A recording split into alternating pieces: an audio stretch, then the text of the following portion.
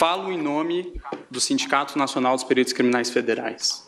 A pertinência temática de nossa intervenção vem da Resolução 23.550, editada pelo TSE, que indica quais são as instituições competentes a participar do processo antecipado de fiscalização e auditoria dos programas de computador que compõem a urna. Dentre essas instituições está o Supremo Tribunal Federal e também está o Departamento de Polícia Federal, dentro do qual os peritos criminais federais com especialização em informática são aqueles que têm habilidade para interferir. E o fizeram. Participaram do teste público de segurança do sistema eletrônico de votação. Teste esse que foi composto, talvez, pelos maiores nomes da computação do Brasil. E o resultado foi que esses profissionais conseguiram, sim, encontrar diversos vícios, diversas falhas no sistema eletrônico de votação. A título de exemplo, conseguiram esses profissionais fazerem ataques ao sistema de inicialização da urna, conseguiram gerar um boletim de urna falso, conseguiram também obter a chave criptográfica da urna, conseguiram ainda, e o que é mais grave, recuperar a ordem do RDV, que é o Registro Digital do Voto, e é o que garante o sigilo do voto, e, portanto, conseguiram identificar qual era o primeiro, o segundo, o terceiro voto de cada um dos eleitores. Senhor presidente, o senhor me permite? Eminente advogado, eu queria perguntar a Vossa Excelência se esse é um teste oficial, foi divulgado, sim, quando foi feito, como foi feito, sob os auspícios do TSE. O TSE já fez. Porque queria dizer a Vossa Excelência que quando fui presidente do TSE, isso não significa absolutamente nenhuma antecipação de voto, opinião, nós fizemos uma auditoria pública por meio de edital, com personalidades que testaram a rigidez das urnas e que foram recrutadas, ou se habilitaram, melhor dizendo, a esse teste, pessoas oriundas da academia, das Forças Armadas, particulares, e naquela ocasião, depois de uma semana de testes intensivos, nenhuma falha nas urnas foi encontrada. Então, eu queria apenas que Vossa Excelência, se pudesse, esclarecesse que tipo de teste é esse que foi feito e quando foi feito, sob os auspícios de quem, a pedido de quem e como é que isto foi divulgado. Os testes foram feitos... a participação, se possível, agregando a Vossa Excelência, do próprio Tribunal Superior Eleitoral, que faz esses chamamentos públicos diuturnamente. Os testes... Porque essa, senhor presidente, é uma imputação muito séria. Da maior gravidade. Da maior gravidade. Séria, e precisa verificar a verossimilhança disso. Eu estou impedido, senhor presidente, que eu formulei um pedido nas informações, mas eu queria apenas esclarecer que há menos de um mês foi realizado o último teste. Isso, todos os processos eleitorais são feitos. E eu queria saber se foi nesse teste que o... Teste de 2017 e de 2016. Sim. Agora, principalmente foi encontrado pelo... tribuna é um dever do advogado. Pelo grupo G4, que é o grupo do advogado Peixinho, do perito Peixinho, pelo grupo também do professor Diego Aranha, da Unicamp, e também pelo grupo do professor Dourado Rezende. Ok? Se o relatório do TSE... Para deixar isso claro, o TSE, com licença do advogado, o TSE, a rigor, sempre fez esses testes. Todos os chamamentos são feitos. E isso está, inclusive, nos atos normativos que balizam toda essa questão.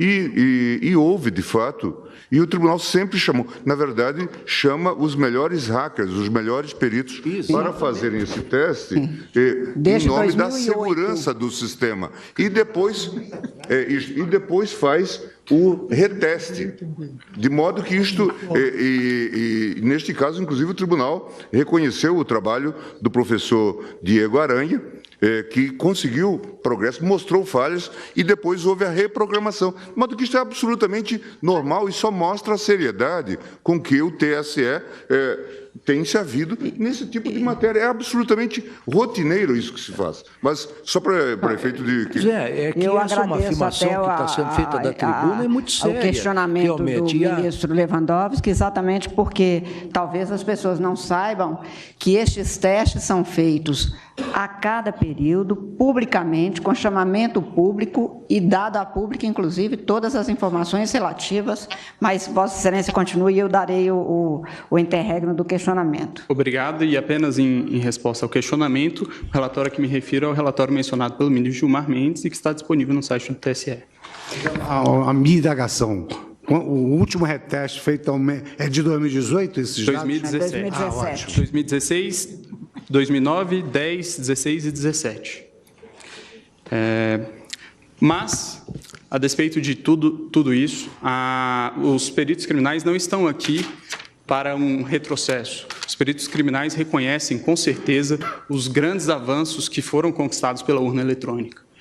E é bom que fique bastante claro que a impressão do registro de voto não é um adeus ao voto eletrônico. O voto eletrônico permanece sendo um voto eletrônico, apenas com mais um mecanismo de auditoria. E aí é importante trazer quais são os 3 principais pontos que são indicados como as auditorias possíveis e viáveis em uma situação como essa. Indica os técnicos responsáveis pela elaboração do sistema, que o RDV seria o registro digital do voto, seria um mecanismo para se apurar, se embaralhar os votos e se apurar a quantidade de votos. É bem verdade, mas esse sistema, o RDV, apenas permite apurar se foi adicionado ou excluído algum voto, e não se o voto foi registrado devidamente como o eleitor confirmou no momento que apertou o botão. O boletim de urna, do mesmo modo, ele permite sim uma auditoria, mas ele permite a auditoria da conferência conquistada escrito no boletim de urna com os resultados que foram apresentados no site do Tribunal Superior Eleitoral. Mas ele não permite, novamente, se verificar se o voto foi registrado de maneira adequada. E, por fim, a votação paralela, que resolveria essa situação que apresento, que seria o ato de se pegar algumas urnas no dia da eleição e fazer a simulação de uma votação para se verificar se a urna registrou adequadamente os votos. Elas, segundo informações do professor Pedro Dourado Rezende, na audiência pública realizada no Congresso Nacional, não seriam suficientes para isso, porque qualquer programador com pouco tempo e poucas linhas no código-fonte, conseguiria programar o sistema para que ele identificasse que o registro biométrico está sendo dispensado com um percentual acima do normal e para que, portanto, os vícios não surgissem nesse teste. Então, o professor, não vou ler por conta dos 8 minutos que me foram limitados, qual é o posicionamento do professor. E indica ainda o professor Diego Aranha, que existe ainda a possibilidade de fraude interna. Obviamente, os peritos criminais não estão aqui a dizer que existe algum tipo de fraudador dentro do TSE, nunca diremos isso e acreditamos que todos que estão lá são corretos. Mas o que está a se dizer aqui é que a democracia de um país não pode estar sujeita ao controle de alguns poucos técnicos que têm acesso ao código-fonte e também às chaves criptográficas. É necessário haver um controle do controlador. Garantir a auditoria ao próprio sistema eletrônico que se pretende ver se está sendo fraudado ou não, é garantir ao fraudador fraudar a própria auditoria. Então, a impressão do voto, ele permitirá que, em eventual situação de dúvida a respeito da rigidez do processo de escrutínio, possa haver efetivamente uma auditoria. E em relação a algumas das preocupações que foram trazidas pela Procuradora-Geral, várias delas já foram respondidas por uma resolução que veio a ser editada posteriormente pelo TSE, que é a Resolução 23.521, que dispõe, inclusive, como funcionaria no caso de a urna dar um problema, a impressora travar. Dispõe a resolução que existirá também uma impressora de contingência, haverá um lacramento sem contato humano para que essa impressora possa ser substituída. Também em relação ao argumento de que deficientes visuais não teriam como verificar o voto impresso, foi editado também em 2017 a Resolução 23.554 pelo TSE, que dispõe que o deficiente visual poderá ser acompanhado de uma pessoa de sua confiança. Sobre o risco também de que, durante uma pane da impressora, o fiscal de urna poderia chegar e ver qual é o voto daquela pessoa que está dentro da cabine. Esse argumento também não me parece bastante plausível, tendo em vista que a urna eletrônica também pode travar com a sua tela congelada e também um fiscal de urna teria que entrar para trocar pela urna de contingência. O Brasil, excelentíssimos ministros, é o último país que ainda adota o sistema DRE sem o VIVPET. O VIVPET é exatamente isso que nós estamos falando, que é a impressão do registro. Países que em algum momento já adotaram o sistema que hoje adotamos, já o abandonaram. A título de exemplo, Alemanha, Bélgica, Holanda, Irlanda, Inglaterra, Rússia, Índia, Estados Unidos, Canadá e México. Por fim, excelências, utilizaria aqui mais uma vez a fala do professor Diego Aranha, que o ministro Gilmar mencionou, quando se trata dos argumentos de preço de viabilidade temporal. E aí eu vou tomar a liberdade de ler nesses meus últimos minutos. Diz o professor: é inegociável a existência de um registro físico para fins de transparência. Em situações de vitórias cada vez mais apertadas, não se pode ter dúvida sobre o resultado correto das apurações. Sobre a questão orçamentária, eu gostaria de finalizar dizendo que a possibilidade de auditoria de uma eleição não deveria ter preço.